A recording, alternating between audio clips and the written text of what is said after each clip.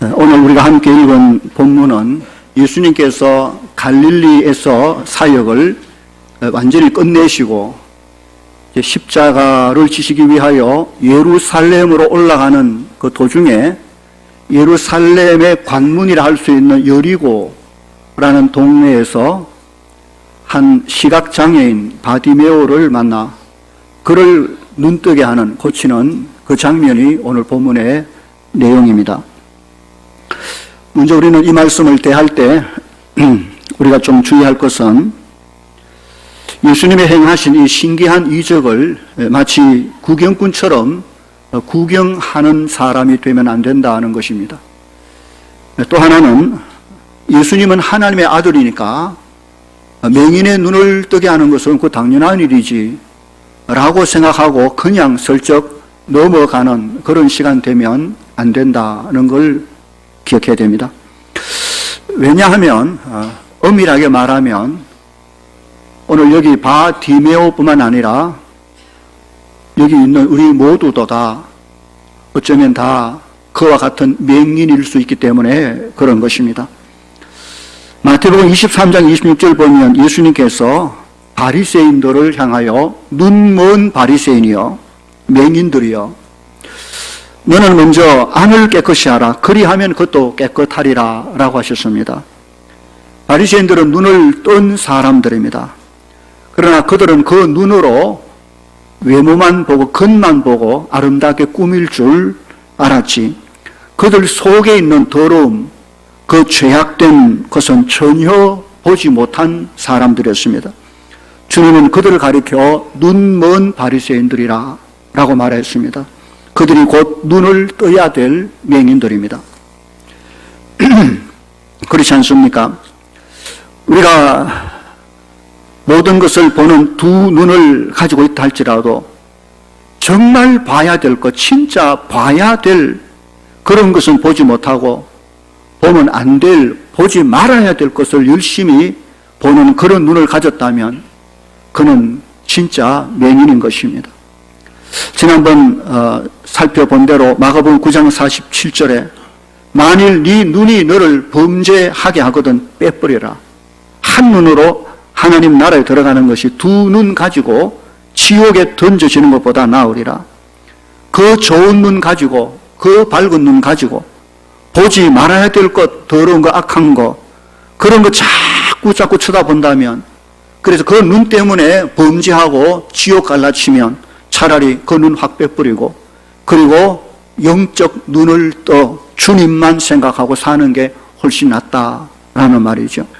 정말 우리 중에 혹 진짜로 봐야 될 건지 보지 못하는 그런 눈을 가진 사람이 있다면 그는 오늘 눈 떠야 될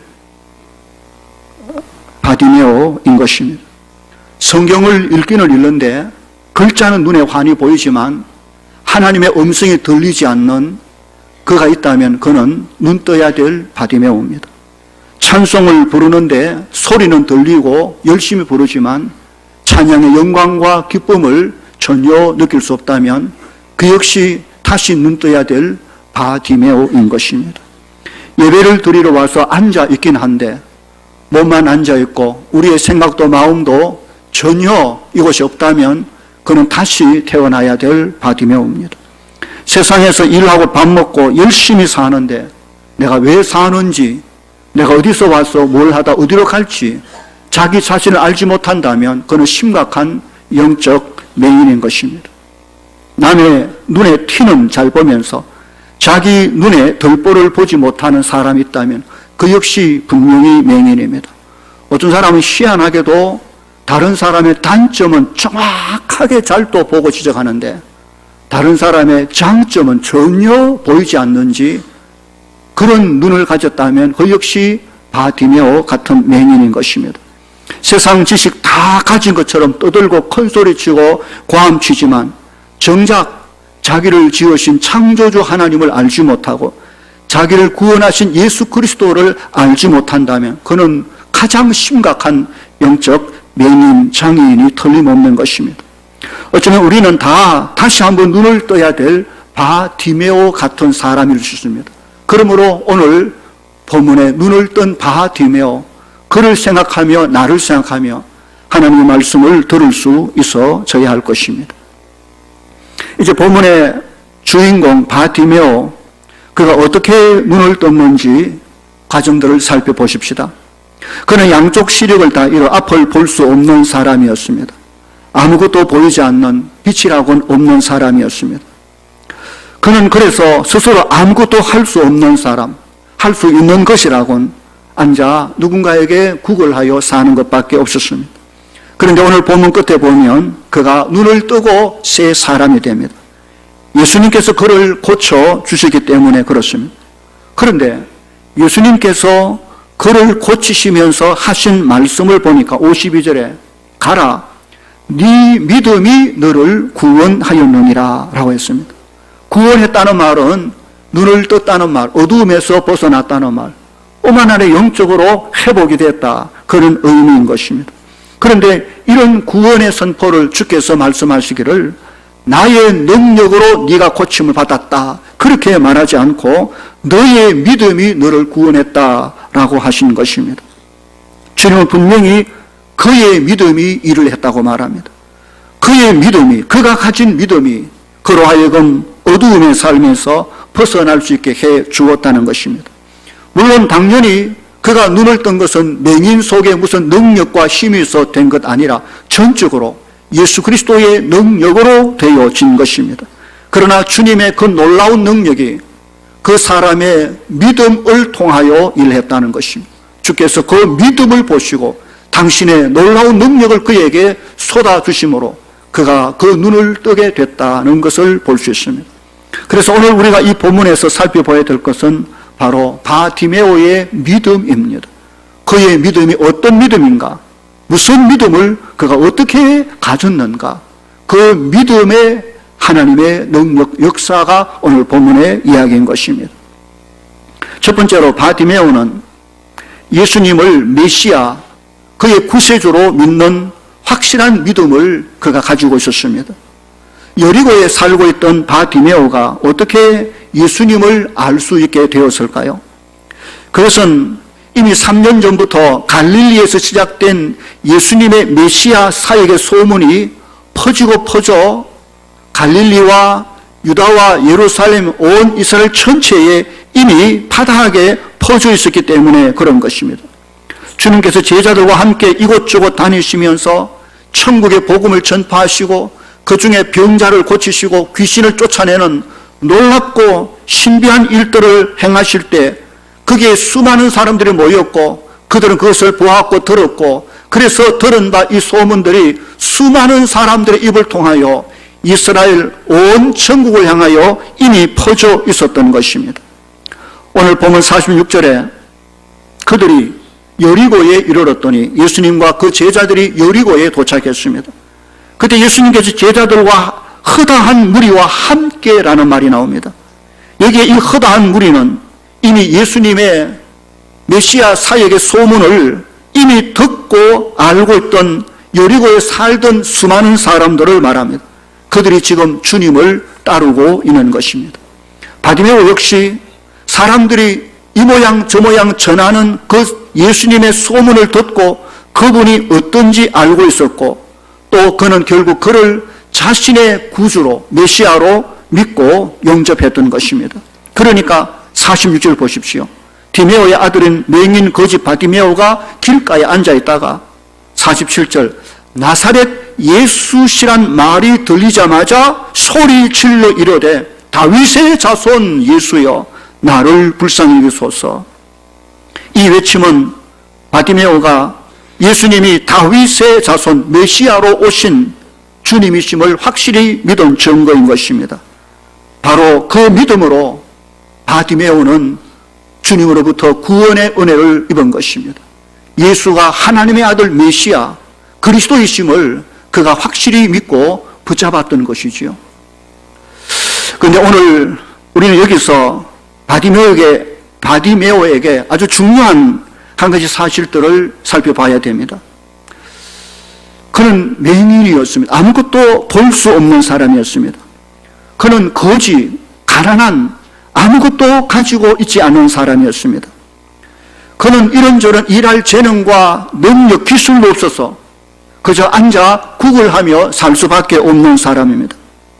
그를 종합하여 보면 그는 아무것도 없기에 아무것도 할 수 없는 사람처럼 보여집니다. 그러나 과연 그럴까요? 그는 정말 아무것도 없기 때문에 아무것도 할 수 없는 사람입니까? 그렇지 않습니다. 다시 바디메오를 보면 그에겐 놀라운 것이 있었습니다. 아니, 다른 누구에게도 있지 않는 놀라운 무기를 가지고 있었습니다. 다른 사람들보다 훨씬 뛰어난 것들을 가지고 있었습니다. 그것이 무엇입니까? 그는 비록 앞을 보는 눈은 없었지만 사람의 소리를 들을 수 있는 귀가 있었습니다. 그런데 그 귀는 다른 사람의 귀와 달랐습니다. 그 누구보다 사람들의 소리를 세밀히, 정확히, 온전히 잘 들을 수 있는, 볼 수 없기에 그는 모든 것을 듣는 데 집중하여 그의 귀는 아주 예민하게 잘 발달되어 있었던 것입니다. 그래서 어쩌면 그의 귀는 눈으로 보는 것보다 더 세밀하게 어떤 말에 대하여, 어떤 소문에 대하여, 어떤 일에 대하여 깊이 생각할 수 있었던 것입니다. 그는 자신의 그 귀를 사용했습니다. 이런저런 소리가 온갖 소리 들려도 그는 다 듣지 않았습니다. 자신을 욕하고 비난하고 온갖 쓸데없는 소리가 무수히 들렸을 것입니다. 그러나 그 모든 소리를 그는 무시했습니다. 그런데 어느 날 구걸하던 중에 예수의 소문이 들리기 시작했습니다. 예수라는 분이 어디서 무슨 이런저런 일을 하고 계신다는 소문이 들리기 시작할 때 그는 그 예수의 소문에 집중하기 시작했습니다. 가며 오며 지나가는 사람들의 그 소리 속에 예수, 그가 누군가, 그가 무슨 일을 하였고 어떤 것을 어떻게 일하셨다는 소리를 그가 붙잡기 시작했습니다. 갈릴리 나사렛에 사는 그 예수가 전한 천국의 복음의 내용이 궁금하여 그는 그 내용에 대하여 묻고 들을 수 있었습니다. 예수가 병을 고치는 능력을 가진 메시아 하나님의 아들이심을 그가 들어서 알 수 있었습니다. 귀신을 쫓아내는 능력이 그에게 있다는 것도 알았습니다. 바디메오는 그 예수님이 바로 하나님이 약속하신 이 땅에 보내신 메시아 구세주라는 사실을 그가 기억하기, 생각하기 시작했습니다. 하루 종일 앉아서 그 예수가 누굴까? 과연 성경에 기록된 하나님이 이 땅을 위하여 보내준 메시아 그가 맞을까? 하는 생각을 하며 붙들고 나아갈 때 그 속에 믿음이 생긴 것입니다. 그는 점점 예수님의 소문을 들을 때마다 그 소문을 묵상할 때마다 메시아에 대한 확신을 가질 수 있게 되었던 것입니다. 믿음은 그렇게 바디메오의 귀를 통하여 그 마음속에 자리 잡고 자라기 시작했던 것입니다. 다른 사람들은 소리만 아니라 보는 것이 하도 많아가지고 이것저것 본다고 정신이 산만해가지고 듣는 것에 약하지만 바디메오는 전혀 볼 수 없기에 오직 듣는 바 그 메시지에 대하여 확실히 붙들고 깊이 붙들고 분명하게 자기 것으로 삼아냈던 것입니다. 로마서 10장 17절에 믿음이 어디서 난다고 했습니까? 믿음은 들음에서 나며 들음은 그리스도의 말씀으로 말미암았다고 했습니다. 바디메오는 비록 볼 수 있는 눈이 없지만 들을 수 있는 귀가 그에게 있었습니다. 그는 그 귀로 복음을 듣고 그리스도를 믿었고 구원을 받게 되어진 것입니다. 나에겐 아무것도 없어. 그래서 나는 아무것도 못해. 혹 그렇게 생각하는 사람이 있습니까? 정말 나에겐 아무것도 없고 그래서 아무것도 할 수 없습니까? 전혀 그렇지 않습니다. 다시 보십시오.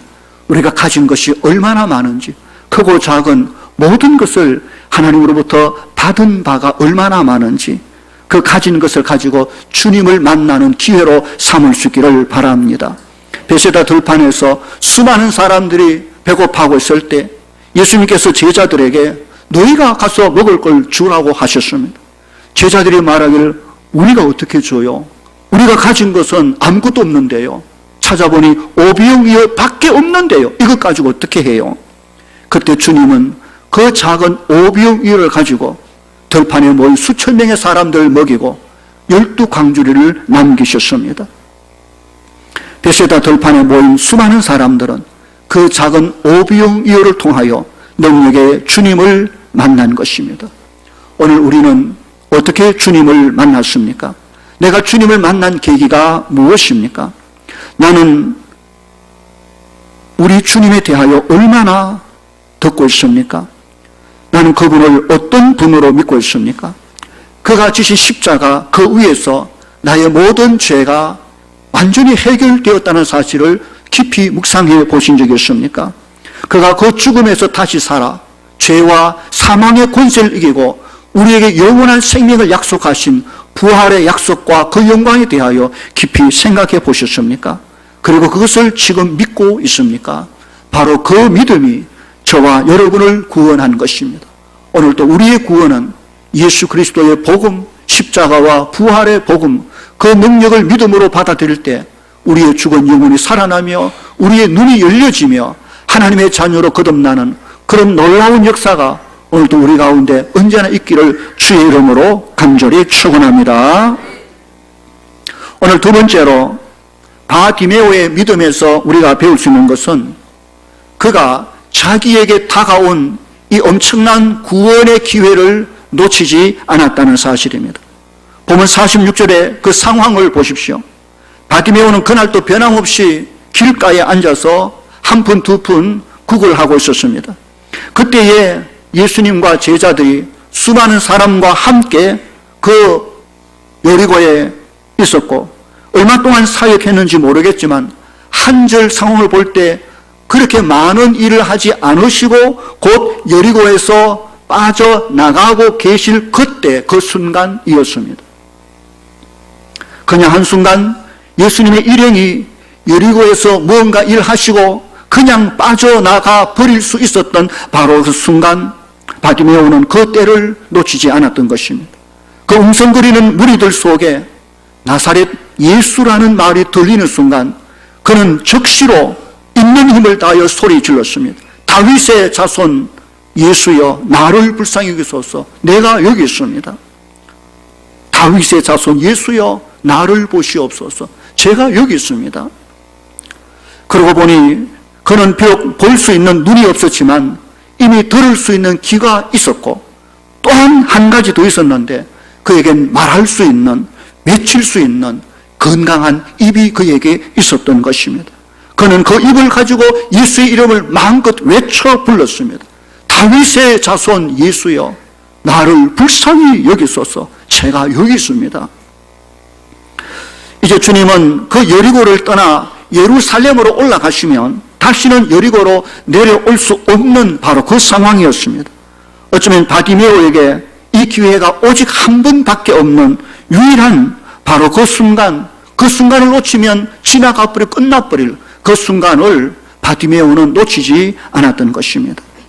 누가복음 19장에 보면 그 여리고에서 비슷한 한 사람이 나옵니다. 삭개오, 키 작은 삭개오. 주께서 수많은 사람과 함께 여리고에서 지나가실 바로 그 무렵 삭개오는 키가 작아 사람들을 해치고 주님께로 갈 수 있는 상황이 되지 않자 그는 재빨리 돌감람나무, 옛날 성경에는 뽕나무 그 위로 올라가 주님을 만납니다. 정말 그가 그곳에서 주님을 만날 기회를 잃지 않기 위하여 했던 그 놀라운 지혜를 우리가 볼 수 있는 것입니다. 고린도후서 6장 1절로 2절에 우리가 하나님과 함께 일하는 자로서 너희를 권하노니 하나님의 은혜를 헛되게 받지 말라. 이러시되 내가 은혜 베풀 때에 너희에게 듣고 구원의 날에 너를 도왔다 하셨으니 보라 지금은 은혜 받을 만한 때요 보라 지금은 구원의 날이로다. 은혜 받을 때 구원의 날이 있다는 것입니다. 하나님의 구원의 역사를 살펴보면 언제나 하나님은 그분의 때, 그분의 시간, 그 때를 맞추어 일을 하셨습니다.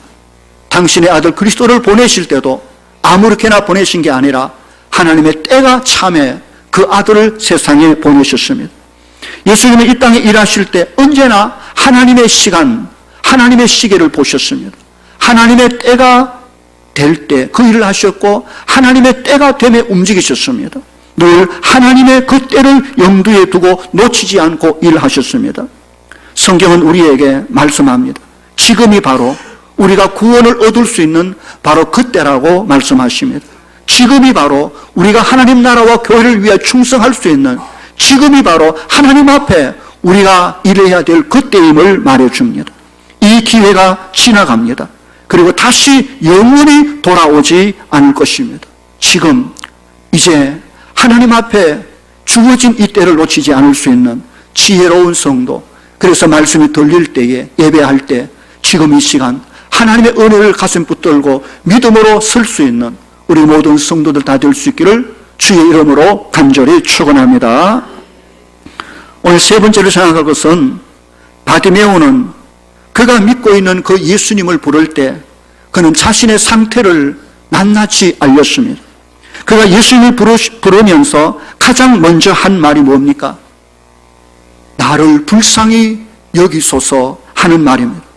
환자가 의사를 만나면 다른 어떤 저런 말을 하는 것이 중요한 것이 아니라 자신의 질병의 상태를 상세하게 말해 주어야 됩니다.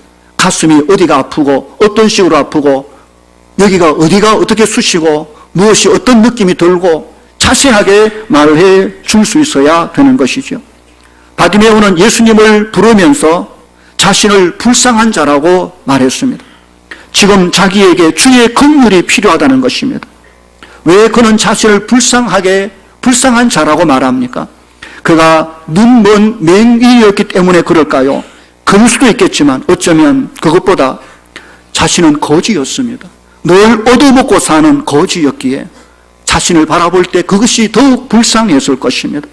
세상에는 비록 눈이 멀어서도 다른 사람을 도우면서 행복하게 유익하게 아름답게 살아가는 사람들이 얼마든지 있습니다. 유명한 강영호 박사는 어릴 때 시력을 다 잃었지만 하나님을 믿고 열심히 공부해서 훌륭한 사람이 되어 온 세상을 감동시키는 그런 인물로 자란 것도 우리는 압니다. 그러나 본문의 바디메오는 전혀 그렇지 못했습니다. 그는 앞을 볼 수 있는 눈이 없었고 가진 것도 전혀 없는 그가 이제 주님조차 만나지 못하고 그대로 인생을 살아버린다면 세상에 자기보다 더 불쌍한 사람이 없을 것 같았습니다. 그래서 그가 주님을 만났을 때 주여 나는 나를 불쌍히 여기소서, 나는 불쌍한 사람입니다. 내게 주의 긍휼이 필요합니다.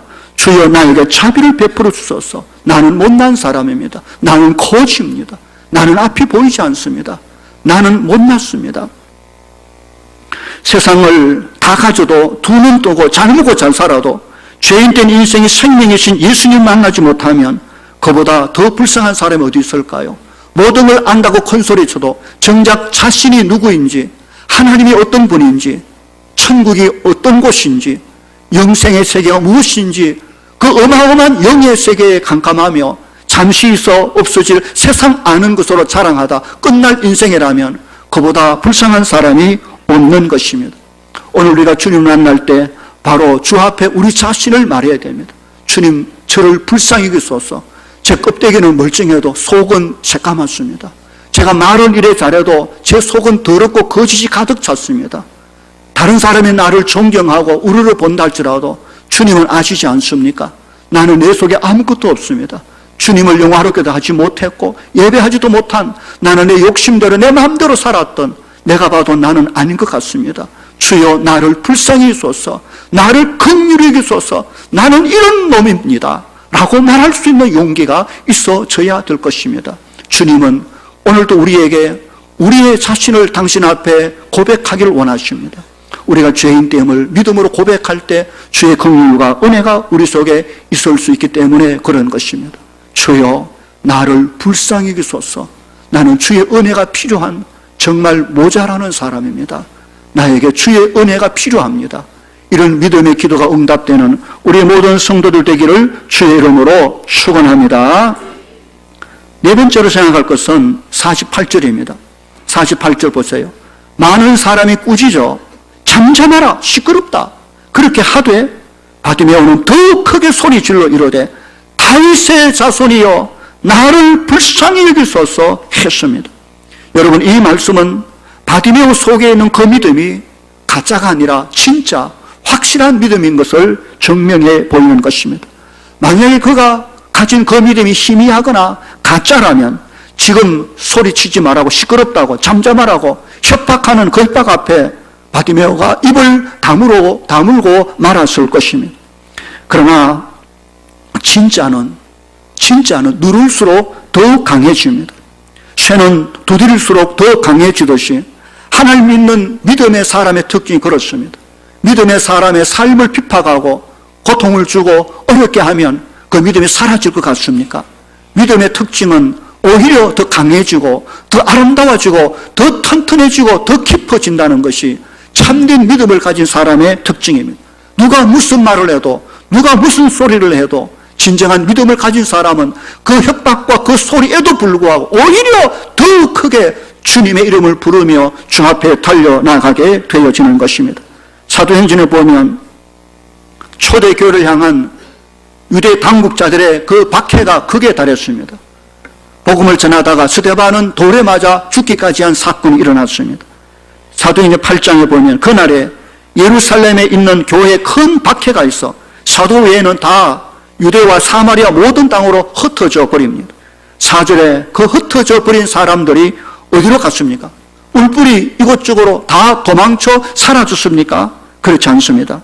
그 흩어진 사람들이 두루 다니며 복음의 말씀을 전할세 빌립은 사마리아 성에 내려가 그리스도를 백성에게 전파했고 그 땅에 복음의 능력이 나타났으며 그 온 성이 큰 기쁨을 얻었다고 성경 기록하고 있는 것입니다. 핍박은 괴롭고 힘들고 아픈 것이지만 그러나 그 핍박으로 말미암아 하나님의 백성들이 이곳저곳 흩어졌고 흩어진 그곳에 가는 곳마다 복음을 증거했고 복음은 이전보다 더 크게 많이 확산되는 놀라운 결과를 가져온 것입니다. 복음을 전하다가 복음을 전하던 바울을 감옥에 가두어 버렸습니다. 이제는 바울이 아무것도 할 수 없을 것 같지만 바울은 그 감옥 속에서 간수들을 전도하기 시작했습니다. 하나님의 새 역사가 감옥에서 다시 시작되는 것입니다. 이것이 참된 신앙 믿음을 가진 사람의 특징인 것입니다. 우리 교회 성도들 중에 병이 들었다가 하나님 앞에 믿음으로 간절히 기도해서 병에서 고침받는 사람들이 있습니다. 그 믿음이 얼마나 소중한지 모릅니다. 그러나 보십시오.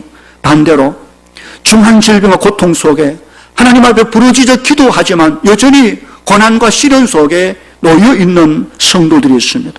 그들의 믿음은 아무것도 아닙니까? 그렇지 않습니다.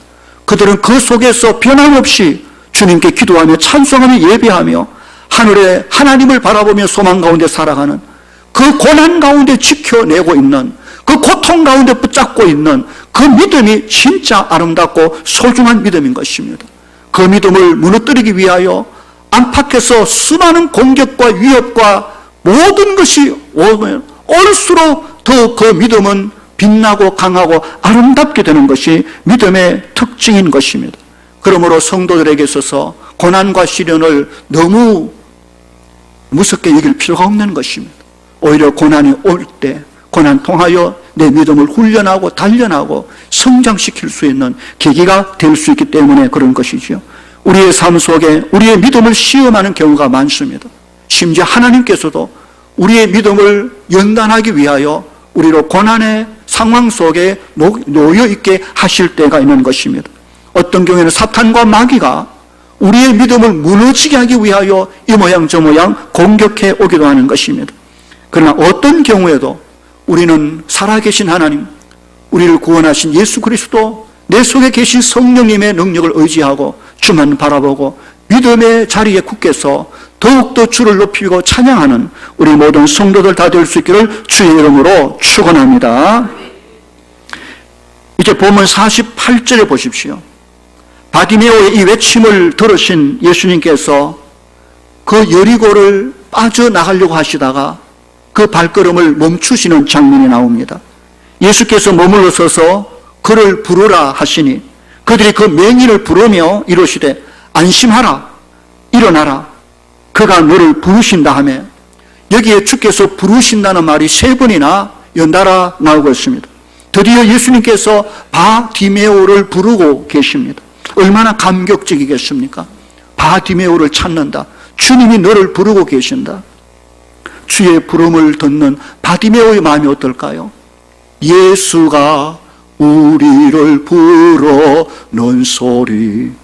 그 음성 부드러워. 주님께서 우리를 부르시는 그 음성을 여러분 들어보셨습니까? 오늘 보면 50절에 예수님의 이 부르심에 반응하는 바디메오 모습이 너무나도 생생하게 생기 있게 아름답게 묘사되어 있습니다. 50절 보십시오. 맹인이 겉옷을 내버리고 뛰어 일어나 예수께 나아갔다고 말했습니다. 거지에게 겉옷과 이 깡통은 전재산입니다. 특별히 겉옷은 단지 옷이 아니라 그 밤 추운 기온이 확 내려가는 그 밤에 덮고 자야 될 이불인 것입니다. 그러므로 그에게 전재산과 같은 그 겉옷을 그는 내버립니다. 그것은 바디메오의 옛 죄된 사람의 의미를 상징하기도 하는 것입니다. 그는 그것을 전부 내어버리고 그리고 일어나 뛰어 예수를 향하여 기쁨으로 달려갑니다. 새 사람을 얻기 위하여 예수님의 음성이 들리는 그것을 향하여 그는 달려갔던 것입니다. 여러분은 예수님의 부르심을 듣고 어떤 반응을 보이십니까? 성령께서 말씀을 통하여 우리의 삶을 당신 앞으로 부르실 때 주일 아침 순장 권찰이 아직 새신자인 성도에게 전화를 걸어 오늘 주의 날인 하나님 앞에 예배하러 나오십시오 라는 전화 그 소리가 새신자에게 주께서 자신을 부르시는 부드러운 하나님의 음성으로 들릴 수 있기를 바랍니다. 그 음성을 듣고 기쁨으로 달려와 하나님을 예배할 수 있는 성도가 되어야 될 것입니다. 찬송가 524장 보면 우리를 오라 하시는 말 기쁘게 듣고 순종하세. 구주를 믿고 지체 말고 속속히 나가세. 죄악 벗은 우리 영혼은 기뻐 뛰며 주를 보겠네. 하늘에 계신 주 예수를 영원히 섬기리. 아마 이 찬송이 바티메오의 심정을 그렇게 잘 표현해 주는 것처럼 들립니다. 성도 여러분, 교회에 오는 것, 주님을 만나는 일이 기쁘지 않다면 이미 그 믿음은 병들어 식어가고 있음을 증명하는 것입니다. 오늘 예배 드리는 이 예배의 시간에 말씀을 듣는 것이 너무너무 지루하고 따분하고 그게 들리지 않는다면 이미 내 영혼의 눈은 감겨져 있는 것입니다. 다시 한번 하나님 앞에 우리 자신을 내어놓고 주의 긍휼을 구하십시오.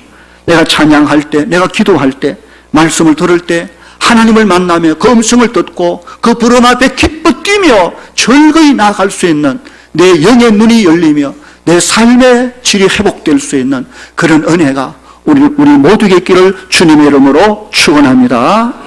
드디어 맹인 바디메오가 그렇게 만나고 싶어하던 예수님 앞에 서게 되어집니다. 51절 보십시오. 그때 예수님께서 바디메오에게 말씀하십니다. 네게 무엇을 하여 주기를 원하느냐 라고 하셨습니다. 여러분, 이 질문은 지난주에 살펴보았던 마가복음 10장 35절에 37절의 내용에서 이미 있었던 주님의 질문입니다. 그때 예수님의 제자 중에 야고보와 요한 형제가 예수께 나와 자기들이 요구하는 그 무엇을 들어달라고 부탁한 적이 있습니다. 그때 주께서 말씀하시기를 그래 너희에게 무엇을 하여 주기를 원하느냐. 오늘 본문과 똑같은 질문을 했습니다. 너희에게 무엇을 해 주기를 원하느냐. 그때 야고보와 요한 형제가 무엇을 요구했습니까? 여짜오되 주의 영광 중에 하나는 우편에 하나는 좌편에 앉게 해주소서. 주께서 이스라엘을 독립시켜 임금이 될 때 우리 형은 국무총리 만들어주고 저는 비서실장에 만들어 주소서. 가장 높은 자리는 우리 형제에게 주소서라는 청원이었습니다. 그때 주께서 그들에게 뭐라고 대답하셨습니까? 너희는 너희가 구하는 것을 알지 못하는구나 라고 하셨습니다. 그들은 자기들이 진짜 구해야 될 것을 알지 못하고 엉뚱한 것을 구하고 있었습니다. 예수님의 제자들이 장차 어떤 사람이 되어야 합니까? 그들에게 지금 구해야 할 것이 무엇입니까? 그것은 다른 사람을 섬기는 것입니다. 모든 사람의 종이 되는 삶을 구해야 한 것입니다. 그들의 높은 자리가 목적이 아니라 그들의 낮은 자리, 누군가를 섬기는 삶이 되게 하소서. 주님께서 너희에게 뭘 해주기를 원하느냐? 제자들이 대답하기를 주여 나로 섬기는 자가 되게 하소서. 나로 모든 사람의 종이 되게 하소서. 그렇게 기도를 해야 될 것입니다. 본문의 바디메오는 무엇을 구했습니까?